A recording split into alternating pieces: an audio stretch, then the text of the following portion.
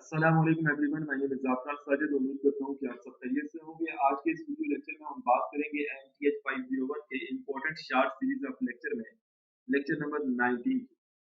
इससे पहले वाले लेक्चर्स के लिंक्स आज के वीडियो के डिस्क्रिप्शन बॉक्स में आपको मिल जाएंगे, आप उन्हें यहाँ से ओपन करके देख सकते हैं। इस वीडियो लेक्चर में हम बेसिकली डिटर्मिनेंट्स की जो एप्लीकेशन है उसके हवाले से बात करेंगे। लेक्चर नंबर 17 एंड 18 में हमने डिटर्मिनेंट्स के हवाले से कंप्लीट डिस्कशन की है। डिटर्मिनेंट्स क्या होता है, उसको कैसे कैलकुलेट किया जाता है, वहां पर हमने डिफरेंट फार्मूलाज एंड टेक्निक के जरिए डिटर्मिनेंट्स जो है वो स्केयर मैट्रिक्स का फाइंड किया है। तो आज के इस वीडियो लेक्चर में हमने ये देखना है कि डिटर्मिनेंट्स जो है वो कहाँ कहाँ यूज होता है। तो Cramer rule, volume and linear transformations के जो कंसेप्ट है इनके अंदर डिटर्मिनेंट्स कैसे यूज होता है, इसी हवाले से आज के इस वीडियो लेक्चर में हम बात करेंगे। तो स्टार्ट कर लेते हैं क्रैमर्स रूल से। जो क्रैमर्स रूल है इससे हम पहले भी फेमिलियर हैं, क्योंकि हमने मैट्रिक और इंटर लेवल की बुक्स में पढ़ा है कि सिस्टम ऑफ लीनियर इक्वेशंस का जो सॉल्यूशन होता है वो बाय यूजिंग क्रैमर्स रूल कैसे फाइंड किया जाता है। तो जरा हम इसको रिवाइज कर लेते हैं। सबसे पहले इसकी स्टेटमेंट को देख लेते हैं। वो कहता है कि अगर ए हमारे पास में वो कोई भी n cross n invertible matrix हो और बी हमारे पास में वो कोई कॉलम वेक्टर हो, ठीक है, या कॉलम मैट्रिक्स हो जो कि आर एन स्पेस से बिलोंग करे, then the unique solution x of ax is equal to b has entries given by। मतलब क्या है कि जब आपके पास कोई system of linear equations given होगा, तो जब आप उसको ax is equal to b form में लिखेंगे, तो ये जो x बेसिकली वेक्टर है, इसकी जो एंट्रीज है वो आप कैसे कैलकुलेट कर सकते हैं। क्रैमर्स ने कहा था कि आप वो जो एंट्रीज हैं वो इस तरह से कैलकुलेट कर सकते हैं। यहाँ पर ये जो आई है बेसिकली ये वेरी हो है, आई फ्रॉम 1 टू n ये वेरी हो है, ठीक है। जरा मैं आई की वैल्यू 1 पुट करता हूँ तो ये क्या बन जाएगा, x1 this is equal to, ये जो det लिखा है ना इसको मैं जरा ये वर्टिकल लाइंस की फॉर्म में लिख लेता हूँ। ये भी बेसिकली डिटर्मिनेंट ही होता है, a1 ऑफ b का डिटर्मिनेंट डिवाइडेड बाय a का डिटर्मिनेंट। सिमिलरली आई की जगह मैं यहाँ पे 2 रखता हूँ, तो x2 that is equal to a2 of b इसका डिटर्मिनेंट डिवाइडेड बाय a का डिटर्मिनेंट। सिमिलरली आप i की जगह 3 पुट करें तो यहाँ पे x3 आ जाएगा, x4 एंड सो, ठीक है। अच्छा, अब हमारे पास जो given system of linear equations given होगा, उसमें जो जब उसको हम ax equal to b form में लिखेंगे, तो जो कोफिशिएंट मैट्रिक्स होगा वो तो हमें पता चल जाएगा ये a है, तो यहाँ पर उसका हम डिटर्मिनेंट ले लेंगे डिनोमिनेटर में।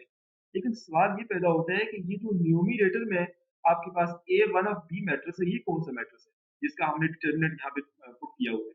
सिमिलरली यहाँ पर a2 ऑफ b जो मैट्रिक्स है जिसका हमने डिटर्मिनेंट यहाँ पे लिखा हुआ है, ये कौन सा मैट्रिक्स है। ये क्वेश्चन बड़ा इंपॉर्टेंट है। अच्छा, यहाँ पर a1 of b, a2 of b जो लिखा हुआ है, तो मैं आपको बता देता हूँ ये कौन सा बेसिकली मैट्रिक्स है। हमने जो मैट्रिक और इंटर लेवल की बुक्स में पढ़ा है, वहां पर अगर गिवन सिस्टम के अंदर x1, x2, x3 up to xn हमारे पास अननोन होते थे, तो वहां पर ये जो फार्मूलास थे ना क्रैमर रूल के, वो कुछ इस तरह से होते थे। x1 is equal to determinant of a, subscript में x1 लिखते हैं, इसका डिटर्मिनेंट डिवाइडेड बाय a का डिटर्मिनेंट। फार्मूला कुछ ऐसे होते थे, ठीक है। सिमिलरली x2 किसके बराबर होता था, a x2 का डिटर्मिनेंट डिवाइडेड बाय a का डिटर्मिनेंट एंड सो ऑन, ठीक है। तो यहाँ पर इंटर लेवल और मैट्रिक लेवल की बुक में कुछ इस तरह के फार्मूला से, यहाँ पर उसने ax1 को a1 ऑफ b लिख लिया, a2 of b and so on, ठीक है। ये फार्मूला यहाँ पे उसने कुछ इस फॉर्म में लिख दिए। अच्छा, आपने परेशान नहीं होना, आप जरा आपके जो हैंडआउट्स में जो नोटेशन यूज हुई है उसी को हम यूज करेंगे, ठीक है। a1 ऑफ b क्या होता है जरा मैं आपको बता देता हूँ। a1 ऑफ b मैं आपको बता देता हूँ किसके बराबर होगा। a1 ऑफ b का मतलब है कि जो a मैट्रिक्स है ना, a मैट्रिक्स के अंदर जो पहला कॉलम है आपने उसको रिप्लेस करना है b वेक्टर के साथ। अब बेसिकली a हमारे पास ये है ना, ये कोफिशिएंट मैट्रिक्स, ये जरा एग्जांपल में लिखा हुआ है, मैं आपको थोड़ी देर में एग्जांपल करूंगा तो फिर आपको अच्छे से समझ आ जाएगा। अच्छा, ये हमारे पास मैट्रिक्स है इस एग्जांपल में, ठीक है। इसका जो पहला कॉलम है 3 5, इसको आप खत्म कर लें, दूसरा कॉलम तो वैसे रहेगा -2 4, ओके। अच्छा, अब यहाँ पे a1 ऑफ b का मतलब है कि पहले कॉलम में आपने b मैट्रिक्स को पुट करना है। b matrix right hand side पे जो मैट्रिक्स होता है वो b मैट्रिक्स होता है ना, तो यहाँ पे 6 8 आ जाएगा। ये बेसिकली a1 ऑफ b है। सिमिलरली जब a2 ऑफ b की बात करेंगे, तो जो दूसरा कॉलम है ना a मैट्रिक्स का, उसमें आपने b मैट्रिक्स को पुट कर देना है। पहला कॉलम तो वैसे रहेगा 3 5, यहाँ पे देखें 3 5 ही है। दूसरा कॉलम यहाँ से डिलीट करें, इसकी जगह ये b मैट्रिक्स पुट करते हैं 6 8। इस तरह से ये A1 of B, A2 of B जो मैट्रिसेस बनते हैं, फिर उनके हम डिटरमिनेंट लेके हम फार्मूला में पुट करते हैं। ओके, ये बेसिकली क्रैमर्स रूल की स्टेटमेंट थी, जिसमें हमने थोड़ा सा इस एग्जांपल के मैट्रिक्स को भी यूज कर लिया आपको समझाने के लिए। अब जरा हम बाकायदा तौर पे इस एग्जांपल को सॉल्व करते हैं।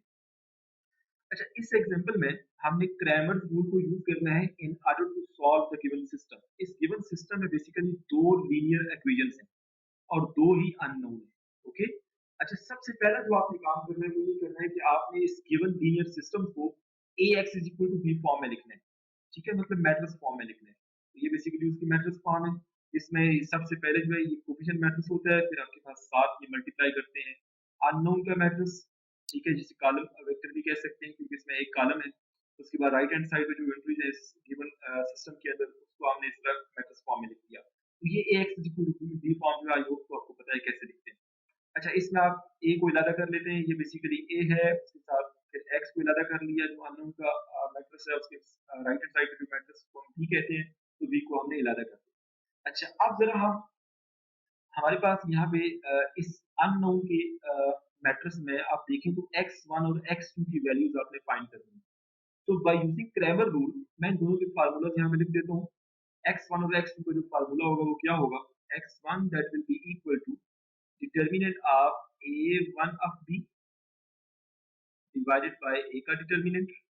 ओके, सिमिलरली हमारे पास जो x2 अननोन है वो किसके बराबर होगा, by using Cramer's rule that will be equal to determinant of a2 of b divided by determinant of a। तो यहाँ पर दो ही अननोन है, तो इस तरह से दो ही हमने फार्मूलाज लिखे हैं। अच्छा, अब इन दोनों फार्मूलाज के डिनोमिनेटर में जो a का डिटर्मिनेंट है वो तो हमें आसानी से मिल जाएगा, क्योंकि हमारे पास यहाँ पे देखिए जब हमने इलादा लगा ax equal to b form में हमने तीनों मैट्रिक्स को इलादा लगा किया है, ये बेसिकली a है। a का डिटर्मिनेंट ले तो आपके पास यहाँ पे उसने a का डिटर्मिनेंट दिया हुआ है जो कि 2 के बराबर आता है, तो यहाँ पर भी 2 पुट कर दें, यहाँ पर भी 2 पुट कर दें, ये तो हो जाएगा। अब क्वेश्चन ये पैदा होता है कि ये यहाँ पर न्यूमरेटर में जो a1 ऑफ b मैट्रिक्स है ये कौन सा मैट्रिक्स है।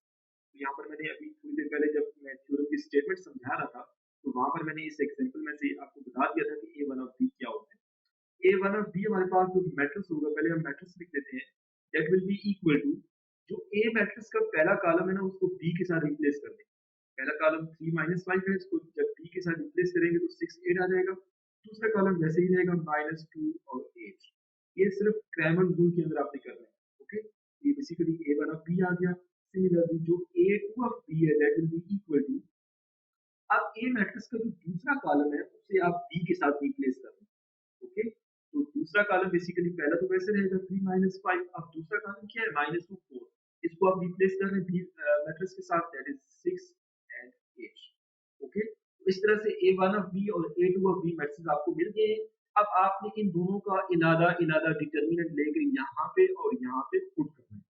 a का डिटर्मिनेंट तो पहले ही हमने फाइंड किया हुआ है, तो इस तरह से इन दोनों को डिवाइड करेंगे, इनको और इनको डिवाइड करेंगे बारी बारी, तो आपको x1 और x2 की वैल्यूज मिल जाएंगी। अब मैं आपको सॉल्यूशन दिखा देता हूँ। यहाँ पर इस एग्जांपल नंबर 1 का आप देखें, ये a1 ऑफ b उसने इलादा किया, फिर a2 ऑफ b इलादा किया। अच्छा, अब ये वो दोनों फार्मूलाज हैं। ठीक है, इन दोनों फार्मूलाज को उसने यहाँ पे पुट किया।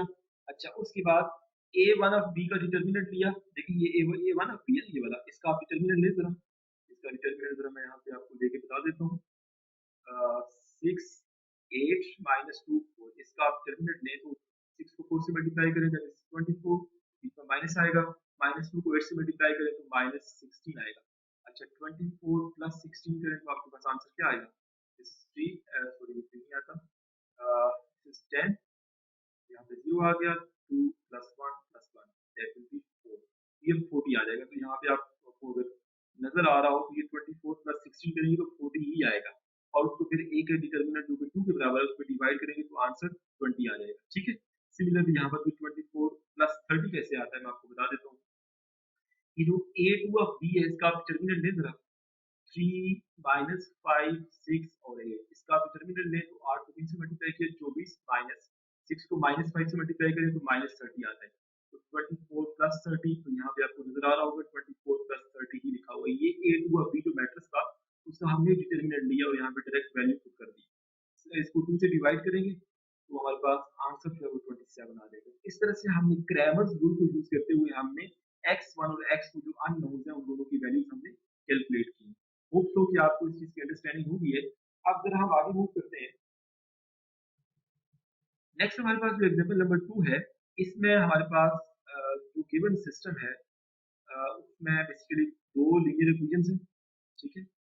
और यहाँ पर एक एक्स्ट्रा जो पैरामीटर है जो कि एस है, उसको उसने यहाँ पे एंटर किया हुआ है और एस की वैल्यू भी हमने फाइंड करनी है। यहाँ पर जो स्टेटमेंट को मैं पढ़ता हूँ, consider the following system in which S is an unspecified parameter, determine the values of S for which the system has a unique solution and use Cramer's rule to describe the solution. Okay? तो basically हमने Cramer's rule को use करना है फिर solution को describe करने के लिए। अच्छा, सबसे पहले हम क्या करते हैं कि इस गिवन सिस्टम को हमने ax is equal to b form में लिख लिया। ax is equal to b form में जब हम इसको लिखेंगे गिवन सिस्टम को, तो हमारे पास इस तरह की फॉर्म आ जाएगी, 3s minus 2 minus 6s, और उसके साथ हमारे पास अननोन का जो मैट्रिक्स है दैट इज x1 और x2, दो ही अननोन है ना। और राइट हैंड साइड पे हमारे पास जो एंट्रीज है उसको भी आप मैट्रिक्स फॉर्म में लिखते हैं 4 1। ये basically ax is equal to b form आ गई। अब इसमें से आप a को इलादा कर दें, बी मैट्रिक्स को इलादा कर दें, ठीक है। उसके बाद a1 of b, a1 of b भी बना लें आप, ठीक है। a1 ऑफ b क्या बनता है कि पहले a का जो पहला मैट्रिक्स है उसको आप रिप्लेस करते हैं b के साथ, तो a1 ऑफ b आ जाएगा। सिमिलरली a2 ऑफ b भी यहाँ से बन जाएगा। अच्छा, उसके बाद हमने क्या करना है, अब उसने हमें ये कहा है कि आप s की वैल्यू फाइंड करो जिसके लिए इस गिवन सिस्टम का जो सॉल्यूशन है वो यूनिक। ओके, तो हमने क्या किया कि हमने सबसे पहले ए का डिटर्मिनेंट ले लिया, ये ए है हमारे पास, ए का हमने डिटर्मिनेंट ले लिया तो हमारे पास कुछ इस तरह से आ गया, ठीक है। अच्छा, the system has a unique solution when determinant of A does not equal to 0। ये बेसिकली हमने स्टार्ट के लेक्चर्स में हमने एक थ्योरम पढ़ा था कि अगर किसी सिस्टम में कोफिशिएंट मैट्रिक्स का जो डिटर्मिनेंट है वो डज नॉट इक्वल टू 0 आए तो उस केस में सिस्टम का यूनिक सॉल्यूशन होगा। ओके, तो यहाँ पर हमने क्या किया कि हमने इस कंडीशन को यहाँ पे अप्लाई कर लिया है कि अगर सिस्टम का यूनिक सॉल्यूशन है तो मतलब उसका determinant does not equal to 0 होगा। तो यहाँ पर जो डिटरमिनेंट हमने ये वाला फाइंड किया है, इसे आप डज नॉट इक्वल टू 0 लिख लें, इसे यहाँ पे लिख लिया। अच्छा, उसके बाद लेफ्ट हैंड साइड को जरा आप सॉल्व करें, तो लेफ्ट हैंड साइड को सॉल्व करेंगे तो हमारे पास यहाँ पे s के लिए 3 उधर जाकर डिवाइड हो जाएगा ना, तो 0 और 3 करेंगे तो 0 आ जाएगा। s plus 2 into s minus 2 तो s स्क्वायर माइनस 4 हो जाएगा। अच्छा, उसके बाद हमने इस जो दरमियान में इनइक्वालिटी का साइन है ना, इससे आपने इमेजिन करना है कि ये इक्वालिटी है, आपने कैलकुलेशन सारी वैसे ही करनी है, ठीक है। यहाँ पर आप माइनस 4 को दूसरी साइड पे ले जाएं तो ये प्लस 4 हो जाएगा, कुछ ऐसे होगा ना। मैं आपको समझा देता हूँ, ये कुछ ऐसे हो जाएगा, s square does not equal two plus 4 हो जाएगा, दोनों साइड पे स्क्वायर रूट लें तो s is does not equal two plus minus 2। मतलब s जो है ना वो 2 और माइनस 2 नहीं हो सकता। 2 और माइनस 2 के अलावा s की कोई भी वैल्यू आप लें तो ये जो गिवन सिस्टम होगा ये यूनिक सॉल्यूशन देगा हमें। ओके, अब जरा हम क्रैमर्स रूल यूज कर लेते हैं, थोड़ा सा आगे मूव करते हैं। s की वैल्यू को हमने फाइंड करनी है। For such an s the solution is, अब बेसिकली हमने क्या किया कि s जो है वो 2 और माइनस 2 के अलावा हमने लेना है, ठीक है। यहाँ पर उसने लिया नहीं है कुछ स्पेसिफिक नंबर, जस्ट बताया है, ठीक है। तो हमारे पास x1 और x2 जो हमने इस गिवन सिस्टम के अंदर फाइंड करने हैं वो क्या होंगे, ठीक है, वही हमने कैलकुलेट करने हैं। x1 का अगर हम क्रैमर रूल को यूज करें तो ये वाला फार्मूला बनता है, ठीक है। इसमें जो a1 ऑफ b मैट्रिक्स है उसका आप डिटरमिनेंट लेके यहाँ पे पुट कर लें जो कि 4s प्लस 2 आता है। सिमिलरली जो a मैट्रिक्स था ये वाला, जो नए मैट्रिक्स था ना, इसका आप डिटरमिनेंट लें तो यहाँ पर नीचे हमारे पास 3s 3 into S plus 2 s minus 2 यहाँ पे उसने कैलकुलेट किया भी था, ठीक है, ये आपने पुट कर दिया। सिमिलरली हमारे पास यहाँ पे उसने बता दिया कि ये जो x1 की वैल्यू है इसमें s जो है ना वो 2 और माइनस 2 नहीं हो सकता, 2 और माइनस 2 के अलावा ये कुछ नंबर होगा, s की जगह हम पुट करेंगे, ठीक है, क्योंकि जो x1 है वो बेसिकली s पे डिपेंड कर रहा है। सिमिलरली x2 का formula by using Cramer rule ये वाला बनता है। इसमें a2 b जो मैट्रिक्स है उसका डिटरमिनेंट लें जो कि 3s प्लस 24 आता है, ये बेसिकली a2 और b है ना, इसका आप डिटरमिनेंट ले लें 3s प्लस 24 ही आएगा ना। उसके बाद डिटरमिनेंट ऑफ a डिनोमिनेटर में पुट करें आप तो हमारे पास ये वही आता है जो ऊपर हमने फाइंड किया हुआ है। तो यहाँ पर भी उसने x1 और x2 की जो दो वैल्यूज फाइंड की हैं तो क्योंकि s पर डिपेंड करनी है तो s जो है वो 2 और माइनस 2 नहीं हो सकता, उससे बता दिया। ओके, तो ये बेसिकली इसका सॉल्यूशन है। ओके, आगे मूव करते हैं। नेक्स्ट हमारे पास एग्जांपल नंबर 3 है, इसमें भी हमने प्राइमल रूल को यूज करना है। इसमें system of 3 linear equations given है और 3 अननोन्स हैं। इसको सबसे पहले आप Ax फॉर्म में लिखें, उसके बाद A1 of B, A2 of B और A3 ऑफ B तीनों मैट्रिक्स जो है वो अलग-अलग बना लें आप, ठीक है। उसके बाद आप क्रैमर रूल को यूज करेंगे। ये बेसिकली यहाँ पे उसने अजीब सी फॉर्म लिखी हुई है, आपने इससे परेशान नहीं होना। आपने जस्ट इसने डी D1 D2 D3 यहाँ पे उसने नेम आउट कर दिया, तो आप बेशक इसको नेम आउट ना करें, ठीक है, आपकी मर्जी है। तो यहाँ पर आप वही वाले फार्मूला को यूज कर लें कि x1 जो है ना वो किसके बराबर होगा, determinant of A1 of B divided by A का डिटर्मिनेंट। आप इस वाली फॉर्म को यूज कर लें, यहाँ पर इस वाले फॉर्म को बेशक आप यूज ना करें, ठीक है। x2 किसके बराबर होगा, A2 ऑफ B तो मैट्रिक्स है उसका डिटर्मिनेंट डिवाइडेड बाय A का डिटर्मिनेंट, और x3 जो होगा अननोन उसकी वैल्यू किसका कैलकुलेट करेंगे, A3 of B divided bye A3 of B का डिटर्मिनेंट डिवाइडेड बाय A का डिटर्मिनेंट। तो अगर आप गौर से देखें तो तीनों के डिनोमिनेटर में A का डिटर्मिनेंट, सबसे पहले आप A का डिटर्मिनेंट फाइंड कर लें जो कि ये A का डिटर्मिनेंट है जो कि 5 के इक्वल आता है, ठीक है। उसके बाद A1 ऑफ B जो मैट्रिक्स होगा उसका डिटर्मिनेंट A2 ऑफ B का A3 ऑफ B का। यहाँ पर आपने एक बार गौर से देखनी है कि हमारे पास ये जो तीनों मैट्रिक्स है ना ये 3 क्रॉस 3 ऑर्डर के। देखिए ये कोफिशिएंट मैट्रिक्स A है, ये भी 3 क्रॉस 3 का है। उसके बाद A1 ऑफ B जो है ये भी 3 क्रॉस 3 का है, A2 ऑफ B ये भी 3 क्रॉस 3 का है, और A3 ऑफ B जो मैट्रिक्स है ये भी 3 क्रॉस 3 ऑर्डर का है। तो इनके जो डिटर्मिनेंट है वो मैंने लास्ट वाले लेक्चर में आपको सिखाया है कि कैसे कैलकुलेट करनी है, ठीक है। बाय यूजिंग एक्सपेंशन आप बेशक इसका डिटर्मिनेंट कैलकुलेट कर लें या फार्मूला को यूज कर लें या गॉस एल्गोरिथम को यूज कर लें, it's up to you, okay. तो इसका सॉल्यूशन आपको मिल जाएगा। आगे मूव करते हैं एग्जांपल नंबर 4 में। इसमें भी आपके पास गिवन सिस्टम है, उसमें 3 लीनियर इक्वेशंस हैं। इसको सबसे पहले आपने Ax b फॉर्म में लिखना है, वहां से Ax और B मैट्रिक्स अलग-अलग कर लेने हैं। उसके बाद क्योंकि यहाँ पे 3 अननोन्स हैं तो 3 फार्मूले बनेंगे क्रैमर रूल के। तो यहाँ पर x1 का जो फार्मूला बनेगा वो ये वाला बनेगा जिसमें A1 ऑफ B का डिटर्मिनेंट आपको न्यूमरेटर में नजर आ रहा होगा। A1 ऑफ B मैट्रिक्स सबसे पहले आपने ये बना लेना है। उसके बाद A2 ऑफ B बना लेना है और A3 ऑफ B बना लेना है। मैंने आपको पहले एग्जांपल में बता दिया है कि A1 ऑफ B कैसे बनता है, ठीक है। उसके बाद ये फार्मूलाज हैं क्रैमर रूल के जिनको यूज करके हम अननोन्स की वैल्यू फाइंड कर सकते हैं। इनको आपने यूज करना है, x2 की है और x3 की है, ठीक है। इसको आप देख लीजिए। आगे मूव करते हैं। नेक्स्ट हमारे पास यहाँ पे A इनवर्स फाइंड करने के लिए फार्मूला कौन सा यूज कर सकते हैं, इसको भी हमने देखना है, ठीक है। अगर मैं आपको बता देता हूँ यहाँ पे with the help of example मैं आपको कुछ समझाना चाह रहा हूँ, थोड़ा देखिएगा। देखिए हमारे पास इनवर्स फाइंड करने के लिए हमने एक फार्मूला पढ़ा हुआ है जो बेसिक सा फार्मूला है, A inverse is equal to 1 over A का determinant into adjoint of A। ये फार्मूला हमने बेसिक सा पढ़ा हुआ है। अगर आपके पास लेट्स सपोज A कोई मैट्रिक्स है 2 क्रॉस 2 2 1 3 5, ठीक है। इसका अगर आप डिटर्मिनेंट लें, A का डिटर्मिनेंट किसके बराबर आएगा, 2 को 5 से मल्टीप्लाई करें 10 माइनस 3 तो आंसर 7 आ जाएगा। मतलब ये आपके पास जो है ना ए इन्वर्टिबल मैट्रिक्स है, इसका इन्वर्स एग्जिस्ट करता है। अच्छा अब इसका एडजॉइंट भी फाइंड कर लें। 2 क्रॉस 2 ऑर्डर का जो मैट्रिक्स होता है उसका एडजॉइंट फाइंड करना तो आसान होता है, जस्ट आपने इनकी जगह चेंज करनी है और इनके साइन चेंज करने हैं। तो यहाँ पर ए का एडजॉइंट क्या आ जाएगा, 5 2 माइनस 1 माइनस 3। ये 2 क्रॉस 2 की बात कर रहा हूँ कि इसका एडजॉइंट कैसे फाइंड करते हैं, सही। अच्छा अगर आपके पास जो मैट्रिक्स है वो 3 क्रॉस 3 हो, 4 क्रॉस 4 हो या इससे बड़े ऑर्डर का कोई मैट्रिक्स हो, तो उसका इनवर्स उसका इनवर्स फाइंड करने के लिए आपको डिटर्मिनेंट चाहिए होगा, उसका डिटर्मिनेंट भी चाहिए होगा और एडजॉइंट भी चाहिए होगा। उसका एडजॉइंट कैसे फाइंड करेंगे ये मेरा क्वेश्चन, ठीक है। लेट्स सपोज आपके पास ये मैट्रिक्स है 1 2 3 0 माइनस 1 5 6 4 3। ये आपके पास कोई 3 क्रॉस 3 ऑर्डर का मैट्रिक्स है। अगर मैं आपसे ये कहूँ कि इसका आप इनवर्स फाइंड करें, तो इनवर्स फाइंड करने के लिए अगर आप इस फार्मूला को यूज करते हैं तो सबसे पहले तो आपको डिटर्मिनेंट चाहिए होगा। ए का डिटर्मिनेंट आप बाय यूजिंग फार्मूला या बाय एक्सपेंशन ऑफ सम रो या सम कॉलम आप फाइंड कर सकते हैं, ये तो हो जाएगा। अच्छा एडजॉइंट कैसे फाइंड करेंगे ये मेरा क्वेश्चन।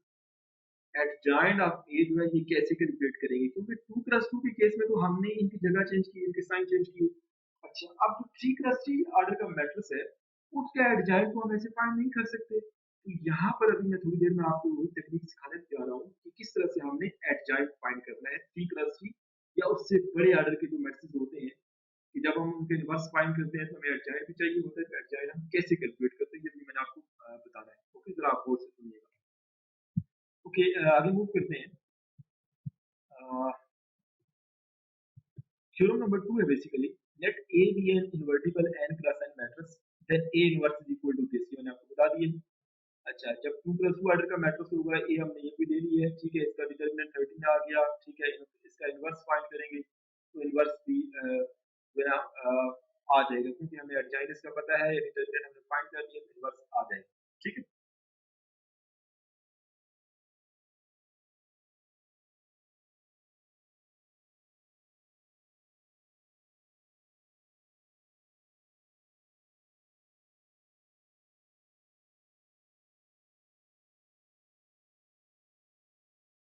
ओके, अब जरा मैं आपको एडजॉइन फाइंड करने के लिए एक दूसरा फार्मूला बताने लगा। पहला फार्मूला क्या था? ये आपके पास मैट्रिक्स ए हमने लिया है, इसका एडजॉइन क्या होगा जरा मैं आपको बता देता हूँ। इसका जो एडजॉइन होगा that will be equal to adjoint of A, this is equal to, इन दोनों की जगह चेंज कर लें, 5 2 हो जाएगा, और इन दोनों के साइन चेंज कर लें, -3 और ये +1 हो जाएगा। ये तो हमने एडजॉइन फाइंड कर लिया, डिटरमिनेंट हमें यहाँ से मिल गया, दोनों की वैल्यू यहाँ पे पुट करेंगे तो इनवर्स मिल जाएगा। अच्छा, अब अगर आपके पास जो मैट्रिक्स ए है वो 3 क्रॉस 3 या उससे बड़े ऑर्डर का मैट्रिक्स हो, तो उसका एडजॉइन जो है वो इस तरह से हम फाइंड नहीं कर सकते। तो उसके लिए जो हम फार्मूला यूज करेंगे एडजॉइन फाइंड करने के लिए, वही फार्मूला हम इस मैट्रिक्स पर अप्लाई करने के बाद भी एडजॉइन फाइंड कर सकते हैं इसका भी। तो सबसे पहले हम इसी मैट्रिक्स का जो एडजॉइन है वो उस फार्मूले के जरिए फाइंड करते हैं, ठीक है, जो हम हायर ऑर्डर मैट्रिक्स के लिए यूज करते हैं एडजॉइन फाइंड करने के लिए। तो जरा मैं इसका एडजॉइन फाइंड करता हूँ उस फार्मूले से। वो फार्मूला है क्या? मैंने अपने लास्ट वाले लेक्चर में आपको किसी मैट्रिक्स के अंदर किसी एलिमेंट का माइनर और कोफैक्टर जो है वो फाइंड करना सिखाया है, ठीक है। किसी मैट्रिक्स के अंदर जो ए आई जे एलिमेंट होता है, ये कोई सा भी एलिमेंट हो सकता है, इसका जो माइनर होता है उसे हम एम आई जे से रिप्रेजेंट करते हैं, ठीक है। लेट्स सपोज जो पहला एलिमेंट है ये कौन सी लोकेशन पे है, ए 1 1 पोजीशन पे है ना, जो कि 2 के बराबर है, ठीक है। तो आई की जगह 1 रखें, जे की जगह 1 रखें, तो ए 1 1 का जो माइनर होगा उसे हम एम 1 1 से शो करेंगे। सिमिलरली अगर हम इस एलिमेंट की बात करें तो ये कौन सी पोजीशन पे है, देखिए दूसरी रो और पहले पहले कॉलम पे है ना, मतलब ये A21 पोजीशन पे है, दूसरी रो और पहला कॉलम। तो इसका जो माइनर होगा उसे हम कैसे रिप्रेजेंट करेंगे, M21 एंड सो ऑन। ये तो बेसिकली किसी मैट्रिक्स के अंदर जो एलिमेंट्स का माइनर होता है उसकी रिप्रेजेंटेशन थी। अब अगर मैं कोफैक्टर की बात करूँ, कोफैक्टर का जो फार्मूला था वो ये था, Cij this is equal to -1 to raise power I plus j m i j. ये बेसिकली किसी मैट्रिक्स के अंदर किसी भी एलिमेंट का अगर आपको कोफैक्टर चाहिए तो आपने इस फार्मूला को यूज करते हुए उसका कोफैक्टर फाइंड करना है, ओके। अच्छा, अब हम जरा मैं फार्मूला लिख देता हूँ एडजॉइन फाइंड करने के लिए। ये जो गिवन मैट्रिक्स ए है इसका एडजॉइन हम इस फार्मूले से फाइंड कर सकते हैं। ये वाला एडजॉइन और ये जो पहले हमने पुराने मेथड से एडजॉइन फाइंड किया था दोनों बराबर हो गए, ठीक है। Adjoint of A this is equal to, यहाँ पे मैं लिख देता हूँ, क्योंकि ये 2 + 2 ऑर्डर का मैट्रिक्स है तो यहाँ पे मैं एंट्रीज भी 2 + 2 ऑर्डर के लिए ही लिखूंगा, C11 C12 C21 C22, okay. और इसका ट्रांसपोज, इस मैट्रिक्स का अगर आप ट्रांसपोज लें तो वो एडजॉइन ऑफ ए के बराबर होगा। अब ये C11 क्या है, C12 क्या है, C21 क्या है और C22 क्या है, ये बेसिकली इन चारों एलिमेंट्स के कोफैक्टर है जो कि हमें कैलकुलेट करने हैं, ओके। यहाँ पर आपकी इधर हैंडआउट्स में काफी लंबा सा जो है ना लिखा हुआ है, काफी डिटेल के साथ उन्होंने लिखा हुआ है, तो ये आप कंफ्यूज भी हो सकते हैं। तो यहाँ पर जो जिस तरह से मैं करूंगा आप उस तरह से अगर कर लें तो ये मैथड ज्यादा इजी है, क्योंकि सबसे पहले हमें C11 चाहिए, मतलब ये जो पहला एलिमेंट है ना जो कि 1 1 पोजीशन पे है, इसका हमें कोफैक्टर चाहिए, ओके। तो यहाँ पर इस फार्मूले में आई और जे की जगह 1 1 पुट करें, C11 this is equal to -1 to raise power, यहाँ पे 1 + 1 करेंगे तो 2 आ जाएगा, और यहाँ पे आई और जे की जगह 1 1 पुट करें तो M11 आ जाएगा, ओके। तो -1 का स्केल करें तो +1 आ जाएगा, तो M11 हमें मिल जाएगा। अब ये M11 जो है ये किसके बराबर है, बेसिकली हम इस एलिमेंट के ये जो 2 है ना इसके माइनर की बात कर रहे हैं। देखिए M11 जो है वो बेसिकली इस एलिमेंट जो 1 1 पोजीशन पे पड़ा हुआ है इसके माइनर की बात कर रहे हैं ना, तो माइनर कैसे कैलकुलेट करते हैं जरा मैं आपको बता देता हूँ। इसको जरा मैं रिमूव कर लूँ, let me remove it, okay. हमारे पास यहाँ पे ये जो 1 1 पोजीशन पे एलिमेंट पड़ा हुआ है, इसका माइनर कैसे कैलकुलेट करते हैं, जिस रो के अंदर है और जिस कॉलम के अंदर है उसे आप डिलीट कर दें, बाकी जो हमारे पास एलिमेंट बचेगा उसका आपने डिटरमिनेंट लेना है। तो M11 this is equal to determinant of 5, 5 का डिटर्मिनेंट 5 ही होता है। ठीक है, तो इस तरह से हमें C11 की वैल्यू मिल गई। ओके, सिमिलरली आपने यहाँ पर C22 की वैल्यू फाइंड करनी है। जरा इसको मैं रिमूव कर लेता हूँ। ये C11 की वैल्यू हमें 5 मिल गई। जरा मैं इसकी जगह यहाँ पे 5 पुट कर देता हूँ। ओके, तो यहाँ पे आ गया 5। अब हमें C12 की वैल्यू चाहिए। C12 बेसिकली इस एलिमेंट का, ये जो 3 है ना, जो कि 1-2 पोजीशन पे पड़ा हुआ है, इसके कोफैक्टर की बात कर रहे हैं कि इस 3 का कोफैक्टर क्या होगा। तो यहाँ पर आप इस फार्मूला को यूज करें, i की जगह 1 पुट करें, j की जगह 2 पुट करें, तो -1 to raise power 1 + 2 m12। Okay, तो यहाँ पर -1 की पावर 3 है ना, तो -1 की पावर 3 मतलब -1 ही आएगा। तो m12 क्या है?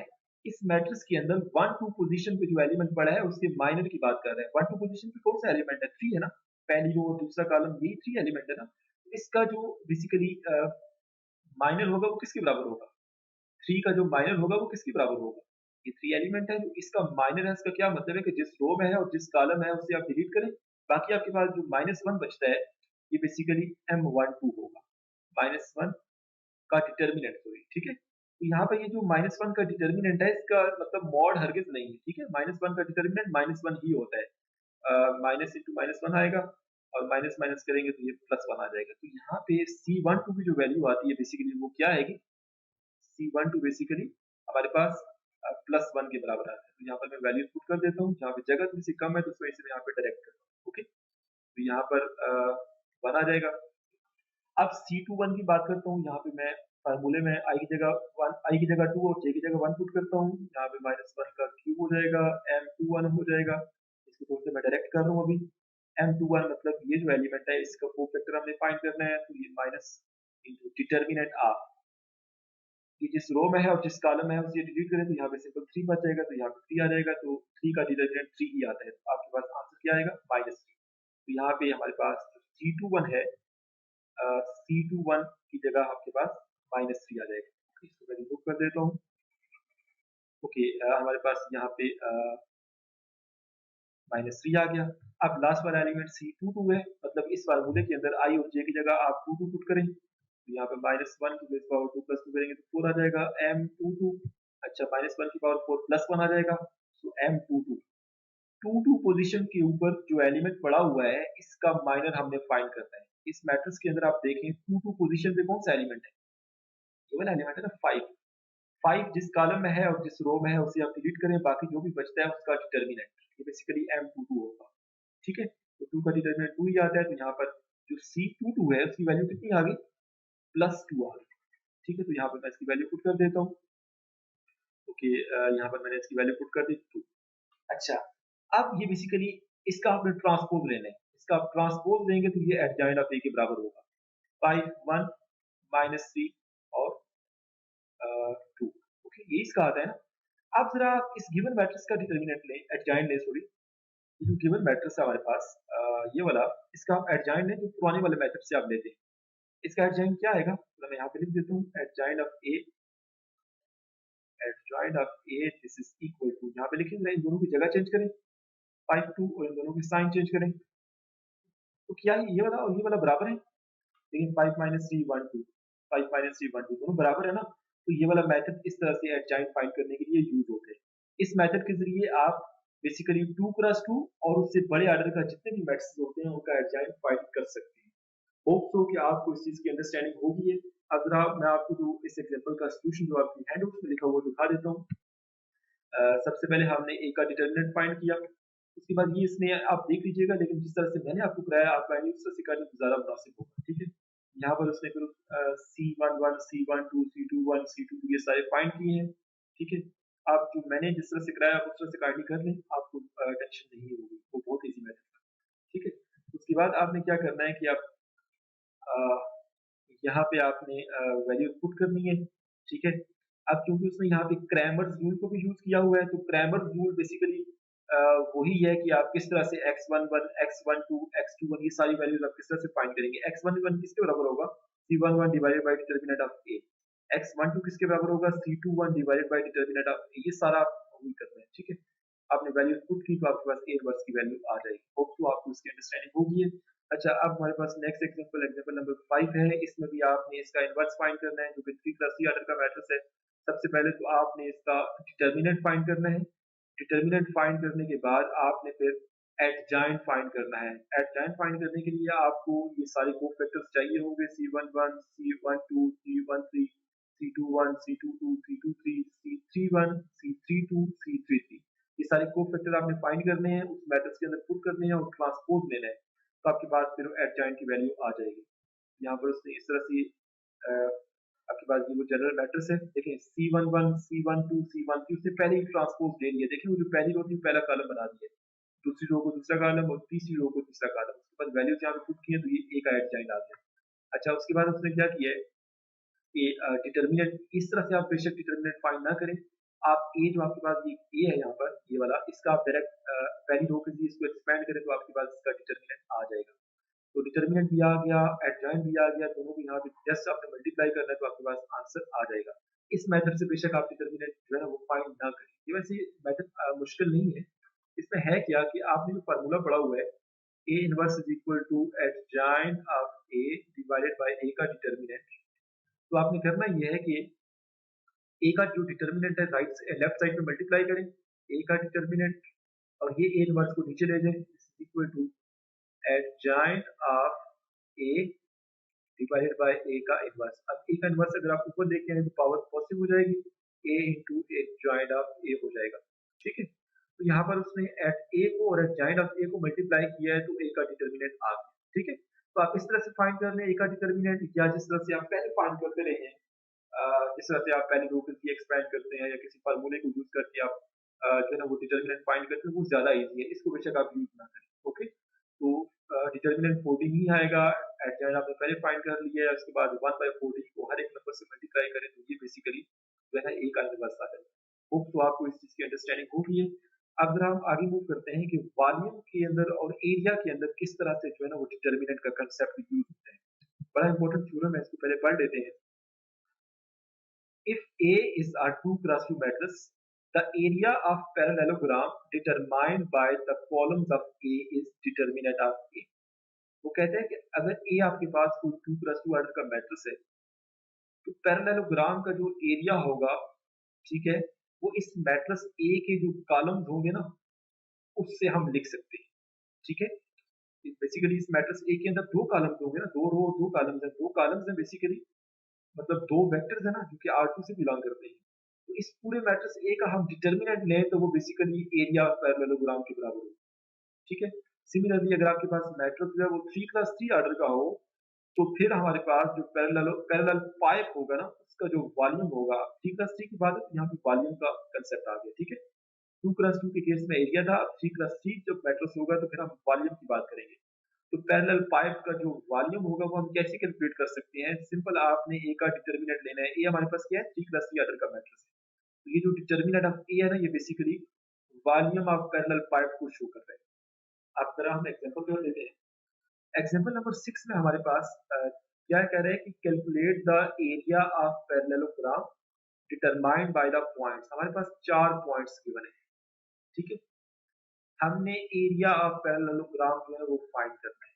मैं आपको पैरेललोग्राम जो है बना के दिखा देता हूँ। हमारे पास ये पैरेललोग्राम होती है। ठीक है, इसकी आमने सामने वाली साइड्स जो होती हैं वो बराबर होती है।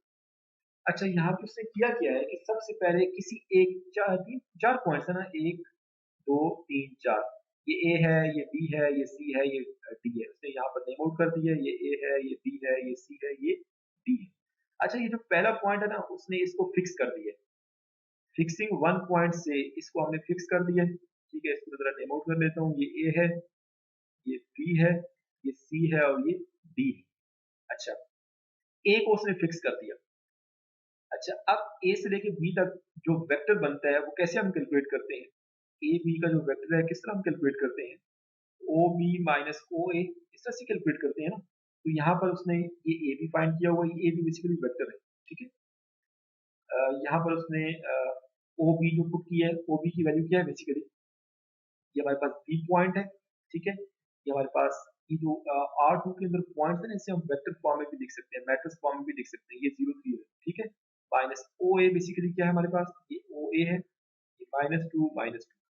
अब इन दोनों को, दो मैट्रिसेस हैं, दोनों को माइनस करें तो 0 -2 3 -2 ओके, हमारे पास यहाँ पे ये क्या बन जाएगा, +2 और यहाँ पे +5। तो बेसिकली यहाँ पर अगर आपको नजर आ रहा हो तो ये वही है, ये ए बी जो फाइंड किया ये 2 5 के बराबर ही है।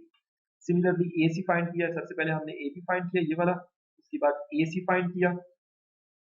Okay, let me show you. हमारे पास सबसे पहले ए बी फाइंड किया, फिर ए सी फाइंड किया। अच्छा, उसके बाद वो क्या कह रहे हैं कि हमारे पास यहाँ पे so the area of parallelogram basically ABCD determined by the above column vectors। ये दो कॉलम वेक्टर्स जो हमने फाइंड कर लिए, इन दोनों को हमने मिला के एक मैट्रिक्स बना लेना। ये मैट्रिक्स बना लिया हमने, ठीक है, 2 6 5 1। इसका डिटर्मिनेंट ले तो बेसिकली वो एरिया ऑफ पैरेललोग्राम ही होगा। इसका डिटर्मिनेंट 28 के बराबर आता है। तो मतलब क्या हुआ कि इन चार पॉइंट से मिलके जो पैरेललोग्राम बन रही है उसका एरिया कितना है, 28 है। ओके, उसके बाद यहाँ पे किसी दूसरे मेथड से भी इसने एरिया फाइंड किया हुआ है, इसको आप छोड़ दें बेशक, ठीक है, उसको पहले से फाइंड कर लिया, दैट्स इनफ। अच्छा, नेक्स्ट हमारे पास लीनियर ट्रांसफॉर्मेशन के अंदर किस तरह से डिटरमिनेंट यूज होता है, इसको भी हम देख लेते हैं। ये थ्योरम है, इसको जरा सबसे पहले हम देख लेते हैं। लेट टी हमारे पास एक ट्रांसफॉर्मेशन है जो कि R2 से R2 पर है। Be a linear transformation determined by a 2+2 matrix A, ठीक है। If S is a parallelogram in R2, अगर S जो है ना वो R2 के अंदर कोई पैरेललोग्राम है, then area of P of S, मतलब क्या है, हमारे पास जो लीनियर ट्रांसफॉर्मेशन है ना वो R2 से R2 पर है। वो कहते हैं कि अगर S जो है ना वो R2 से बिलोंग करते हैं, S is a parallelogram in R2, R2 के अंदर S जो है ना वो भी पैरेललोग्राम है, ठीक है। तो हमारे पास ये जो रेंज के अंदर R2 लिखा हुआ है, इसका आपने एरिया जो फाइंड करना है वो किसके बराबर होगा, area of T of S का क्या मतलब है, ये T ऑफ S होगा बेसिकली। S के ऊपर हमने जब T अप्लाई किया तो ये T ऑफ S बन गया। यहाँ पर कोई पैरेललोग्राम है, ठीक है, इस पैरेललोग्राम का जो एरिया होगा यहाँ पर वो आपने कैलकुलेट करना है। ठीक है ना, ट्रांसफॉर्मेशन है ना, S से T ऑफ S पर हमने ट्रांसफॉर्मेशन की है, ठीक है। S के अंदर एक पैरेललोग्राम है, जब ये ट्रांसफॉर्म होकर T ऑफ S के अंदर जाती है तो इसका एरिया क्या बनेगा, उसका एरिया हम इस तरह से कैलकुलेट करेंगे। Determinant of A multiply area of S, area of S को डिटर्मिनेंट ऑफ A के साथ मल्टीप्लाई करें तो फिर हमारे पास T ऑफ S के अंदर जो पैरेललोग्राम का एरिया होगा वो फाइंड हो जाएगा, ठीक है। जब हम एग्जांपल करेंगे तो आपको ज्यादा अच्छे से क्लियर हो जाएगा।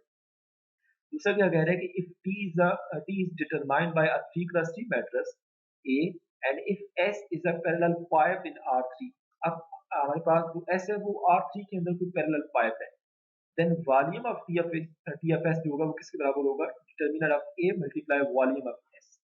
ओके, अभी जरा विधायक का एग्जांपल हम इस चीज को अंडरस्टैंड करते हैं। हमारे पास यहाँ पे जो लीनियर ट्रांसफॉर्मेशन होती है, लीनियर ट्रांसफॉर्मेशन का थोड़ा सा जरा मैं आपको आइडिया दे देता हूँ। हमारे पास ये एक ट्रांसफॉर्मेशन है जो कि वन स्पेस से दूसरी स्पेस के ऊपर मूव करती है, ओके।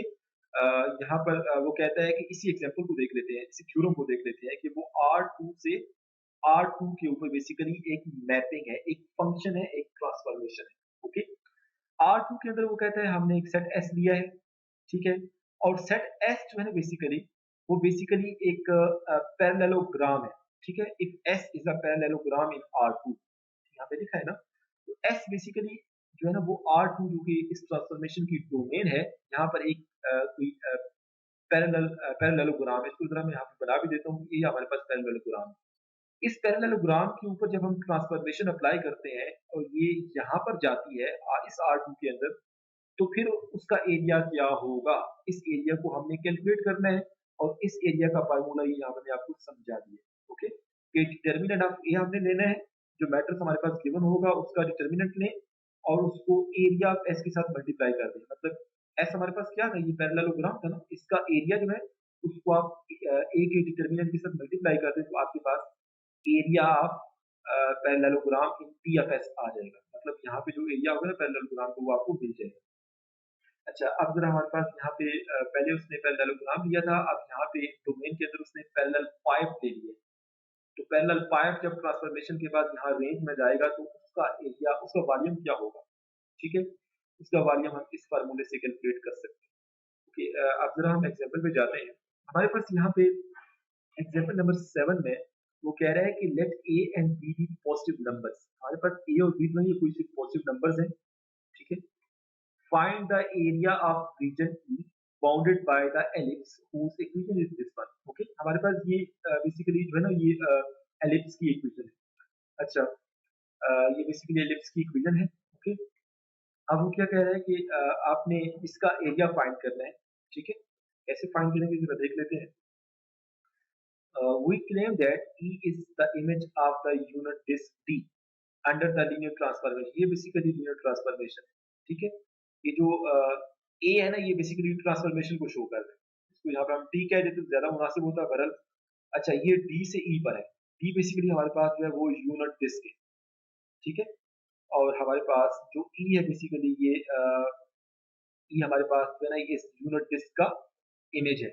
ओके, हमने यहाँ पर ये मैट्रिक्स सपोज कर लिया, ठीक है, क्योंकि हमने यहाँ पर ए और बी दो रियल पॉइंट्स दिए थे, ये वाले ए और बी पॉजिटिव नंबर, तो उनको यूज करते हुए हमने ये मैट्रिक्स बना लिया। ओके, अच्छा, अब हमने क्या किया यहाँ पर इस ट्रांसफॉर्मेशन को हम A u equal to x form में लिख सकते हैं, ठीक है। जो हमने लास्ट वाले लेक्चर में या उससे पहले लेक्चर में हमने ट्रांसफॉर्मेशन का टॉपिक किया था, वहां पर हमने ए यू इक्वल टू एक्स को हम लिख सकते हैं, ये हमने वहां पर सीखा था। ओके, यहाँ पर ए हमारे पास ये वाला है, यू किसके बराबर है, u is equal to u one u two, जो कि यूनिट डिस्क के बिलोंग करते हैं। उसके बाद हमारे पास जो एक्स वेक्टर है वो इस तरह से ई से बिलोंग करता है, जो कि टी की जो है ना वो इमेज है, टी का इमेज। ओके, इन दोनों को हम यहाँ पर फार्मूले में पुट करते हैं, ए इज इक्वल टू एक्स वाले फार्मूले में पुट करते हैं तीनों को। हमारे पास ए भी पुट कर दिया, यू भी और एक्स भी पुट किया, उसके बाद मल्टीप्लाई किया तो हमारे पास ये वाली फॉर्म बन गई। अगर आप कंपेरिजन करें तो आपके पास यहाँ से u1 और u2 की वैल्यू आपको मिल जाएगी। ये जो u1 और u2 है बेसिकली यूनिट डिस्क से बिलोंग करती है, ठीक है।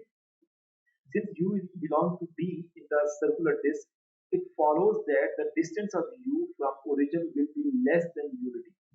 यहाँ पर जो डिस्क होती है उसका जो डिस्टेंस होता है ओरिजिन से, वो जब हम कैलकुलेट करते हैं तो वो लेस देन और इक्वल टू 1 ही आता है। ओके, अच्छा, यहाँ से हमारे पास ये वाली इक्वेशन बन जाएगी। यहाँ पर आप u1 और u2 की वैल्यू पुट करेंगे यहाँ पर, तो आपके पास ये वाली इक्वेशन बन जाएगी। Okay, hence by generalization of theorem 4। अब जो थ्योरम नंबर 4 था, मैं आपको दिखा देता हूँ। ये बेसिकली थ्योरम नंबर 4, ठीक है। इसमें अब जब हम बात करेंगे एरिया ऑफ एलिप्स की, क्योंकि जो एलिप्स है वो 2D के अंदर है, एक्स वाई प्लेन के अंदर है, तो यहाँ पर एरिया ऑफ एलिप्स होगा वो area A of T multiply determinant of A होगा, ठीक है। यहाँ पर फॉर्मूला दिखा देता हूँ थ्योरम के अंदर, ये वाला फॉर्मूला यूज होगा, ठीक है। यहाँ पर ए का डिटर्मिनेंट लें, उसको एरिया टी के साथ मल्टीप्लाई करें। ओके, यहाँ पर मैं ए का डिटर्मिनेंट लेता हूँ सबसे पहले। डिटर्मिनेंट ऑफ ए जो है ना वो ए हमारे पास क्या था, ए हमारे पास ये था ना, A matrix is equal to A zero B zero, गलत हो गया, ए जीरो जीरो बी, ठीक है ना। इसका डिटर्मिनेंट लें तो ए बी आएगा। उसके बाद एरिया ऑफ डी, क्योंकि हमारे पास डी जो है एक यूनिट डिस्क है, तो इसका जो एरिया होता है वो पाई आर स्क्वायर, इस सर्कल की तरह है ना, तो इसका एरिया पाई आर स्क्वायर होता है, और आर हमारे पास क्योंकि 1 है तो यहाँ पे पाई इंटू 1 का स्क्वायर पाई ही आएगा, तो ये बेसिकली उसका एरिया ऑफ एलिप्स आ गया, तो हमें कैलकुलेट करना है। होप सो आपको इसकी चीज की अंडरस्टैंडिंग होगी। है थोड़ा सा कॉम्प्लिकेटेड था, लेकिन आप गौर से थोड़ा इसको सुनेंगे तो आपको अंडरस्टैंड हो जाएगा। उसके बाद नेक्स्ट हमारे पास एग्जांपल है, late S be the parallelogram determined by the vectors। हमारे पास S जो है वो कोई पैरेललोग्राम है, ठीक है, जो कि हम इन दो वेक्टर से हम उसको डिटरमाइन कर सकते हैं। अच्छा, हमारे पास यहाँ पे A मैट्रिक्स भी गिवन है। उसके बाद वो क्या कह रहा है, compute the area of the image of S under the mapping X go to AX। Okay, इसका जो है आपके पास एरिया कैसे फाइंड करेंगे, A का डिटर्मिनेंट लें, ये A है आपके पास, इसका डिटर्मिनेंट लें जो कि 14 के बराबर आता है, 14 के बराबर ही आता है ना, यस।